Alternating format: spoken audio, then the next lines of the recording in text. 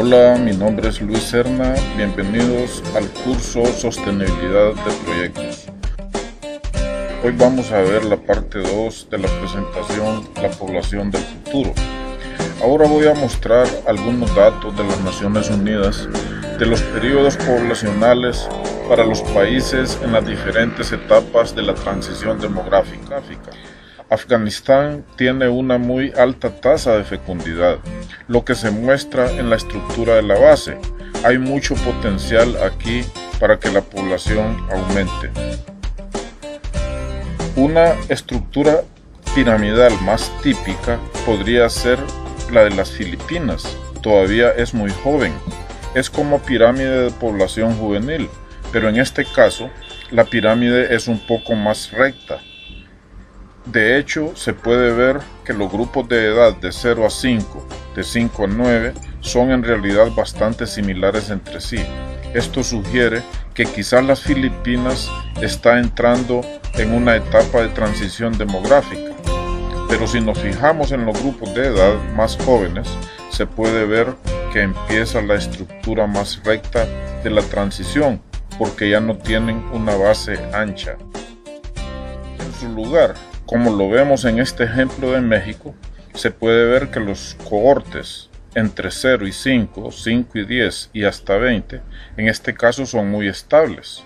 Esto sugiere que el futuro va hacia poblaciones más estables, donde las tasas de mortalidad y las tasas de fertilidad estén a un mismo nivel. Otros países han pasado por este proceso. Vimos el caso de Japón. Otro buen ejemplo es Alemania. Alemania tiene una estructura poblacional en forma de copa, por lo que lo llamamos un país maduro. Estos países maduros están experimentando disminuciones netas de población. Alemania podría experimentar una inmigración fuerte, lo que podría equilibrar estas faltas. Pero si nos fijamos en esto solo en términos de fertilidad versus tasas de mortalidad, se observa que la población del futuro de Alemania será menos que la de hoy, porque hay mucha menos gente en la etapa previa a formar familia. Hay muchas menos personas en la edad entre 0 y 20 que los que hay en los grupos de mayor edad. En particular, aquí vemos que en Alemania los mayores grupos son los de 40 años. Estas son las personas que están dejando su etapa de formación de familia, están dejando la etapa de crecimiento adicional. En los países maduros, la base de la pirámide es más angosta. Los demógrafos utilizan esto para predecir el futuro. Nuestro país tiene básicamente una estructura poblacional joven, pero muy lentamente va entrando a la transición demográfica. Esto posiblemente hará que las emigraciones y la violencia sigan siendo parte de nuestro entorno, pero nadie puede predecir el futuro en un 100%. Este gráfico muestra la tasa de crecimiento anual de la población mundial versus el año. Históricamente podemos ver que ha habido un cambio. Hay un poco de variación desde el principio, como justo después de los años 60, pero sin embargo, el crecimiento de la población mundial actual es de aproximadamente un 1%, y esta tendencia histórica es hacia abajo. Sobre la base de lo que los demógrafos saben acerca de las formas de la población mundial, se espera que esta tendencia continúe.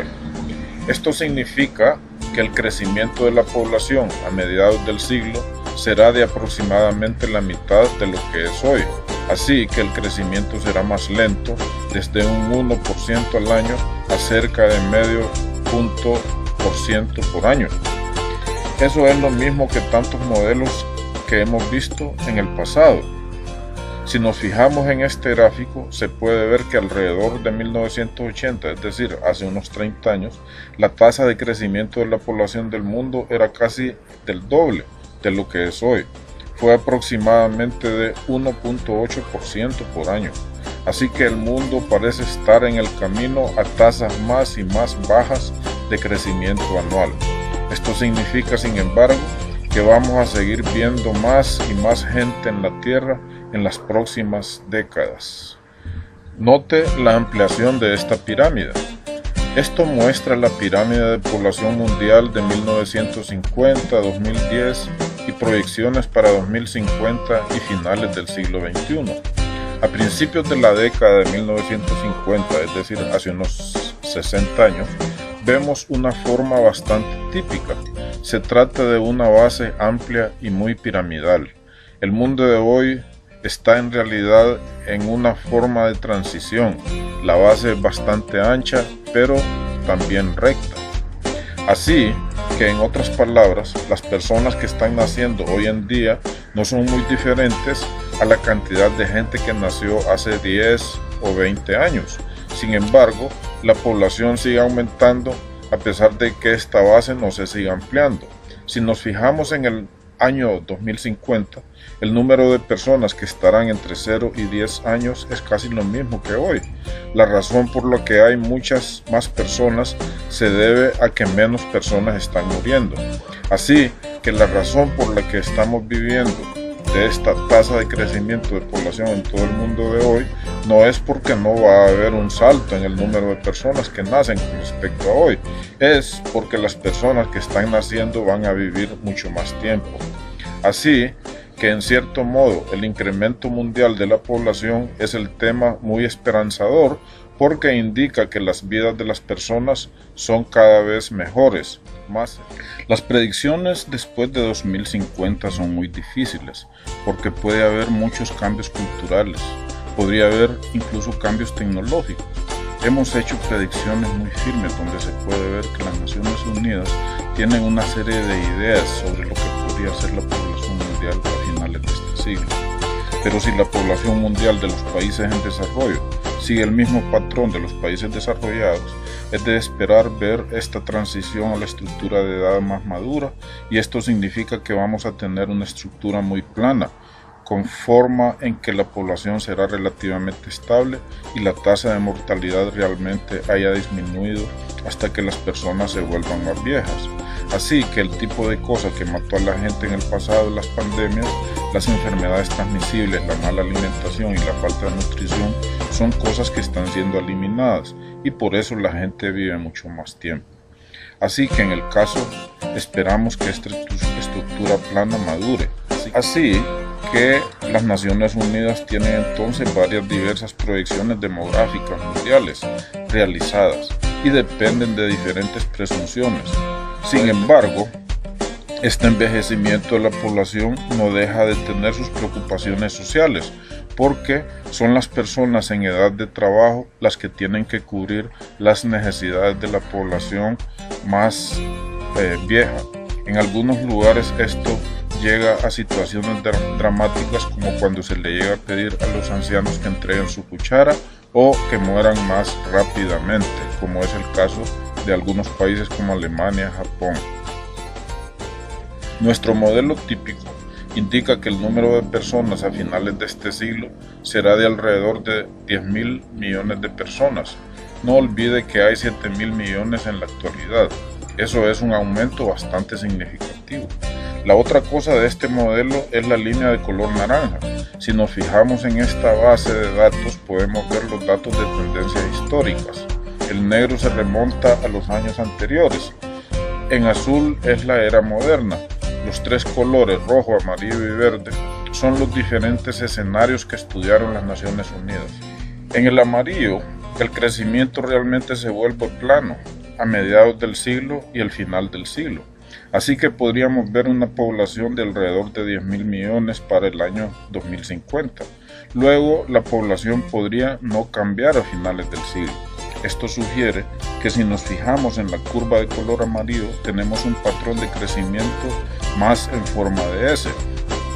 Así que eso es un patrón de crecimiento de la población estable, que no daría oportunidad a llegar a la catástrofe, a menos por supuesto que sobrepasemos la capacidad de carga del planeta. La línea roja asume que la población no siga la tendencia que hemos visto en el pasado, que las tasas de fecundidad suban más que lo que bajan en los países. En este caso podríamos ver un aumento a 16.000 millones de personas a finales de siglo. Por otro lado, si la transición demográfica es más agresiva porque tenemos esta pérdida de ritmo rápido en el siglo XXI, lo que tenía el 20 o el 19, es posible que la población continuará hacia adelante. Esto implica que muchos países sigan el camino de Alemania y Japón, que tienen gente rica con pocos niños. Bajo este escenario queremos contar con menos gente en el final del siglo de lo que hay hoy, menos de 7.000 millones, así que hay una gama de futuros. Pero si nos fijamos en esto, en el modelo favorito, la mayoría de las predicciones basadas en lo que hemos observado hasta el momento en los últimos 100 años indicarían que la población aumentará lentamente, y este aumento de la población será mucho más debido a las expectativas de vida extendidas y no debido a las explosiones en las tasas de nacimiento. La única cosa a tener muy en cuenta, y esto es lo que todos los demógrafos están en acuerdo, es en lo que va a ser igual en muchas partes del mundo. Algunos países tendrán un crecimiento significativo de la población y algunos países no verán crecimiento de la población e incluso una disminución. Aquí tenemos los datos de 1950 y 2010 en los países más grandes del mundo. China tiene la mayor población, la India tiene la segunda población más grande. Entre 1950 y 2010, estos dos países vieron un enorme aumento del número de personas. El tercer país más grande es Estados Unidos, que también vio un gran aumento en la población. China, por otra parte, ha experimentado una transición demográfica muy significativa. De hecho, las tasas de natalidad en China hoy en día están por debajo de las tasas de reemplazo, por lo que el país más poblado del mundo no está a la espera de ver un gran aumento en la población del futuro. La mayor parte del crecimiento de la población mundial entre hoy y finales del siglo se prevé que ocurra en África. África es testigo de un aumento neto de la población durante los 90 años entre 2010 a 2100 de 2.5 mil millones. Otras regiones del mundo como América Latina, América del Norte, Asia verá aumentos. Algunos de estos serán relativamente modestos. Europa verá disminuciones, tendrá menos personas a finales del siglo que lo que hay hoy en día sobre la base de las tendencias demográficas. Teniendo en cuenta que las poblaciones de África son mucho más pobres que la mayoría de otros lugares del mundo, consumen menos. Puede que a menos que haya un crecimiento económico significativo, el impacto de estas personas sobre el medio ambiente mundial será menos de lo que cabría esperar. Un ejemplo, África subsahariana emite menos de 1 tonelada de dióxido de carbono cada año. El estadounidense promedio emite más de 20 toneladas por año. En ausencia de un cambio económico significativo en estos países, implica que los 192 norteamericanos adicionales podrían tener un impacto mucho mayor en el clima global que 2.5 millones de africanos adicionales. Así que tenemos que tener cuidado cuando pensamos en la predicción del futuro por el impacto ambiental de estos cambios de población. Podría ser, en lugar de la variación de la población, lo que tiene el mayor impacto en procesos ambientales u otros temas de sostenibilidad podría ser el nivel de consumo. Cuando los aumentos en el consumo coincidan con estos aumentos de la población, es cuando vamos a ver la necesidad de nuevas formas de energía, luchar contra la contaminación como la del dióxido de carbono en la atmósfera. Así que el crecimiento demográfico podría no ser el horror que se augura. Las tasas de crecimiento de población están disminuyendo y están en camino de estabilizarse en este siglo. Sin embargo, hay muchos problemas que no se están resolviendo. En la siguiente conferencia vamos a hablar de problemas conocidos como tragedia de los comunes, y esto explica por qué cosas tales como la atmósfera mundial, las pesquerías del mundo o incluso el cuarto de baño compartido en el pasillo no se encuentra en el estado en que todos desearíamos.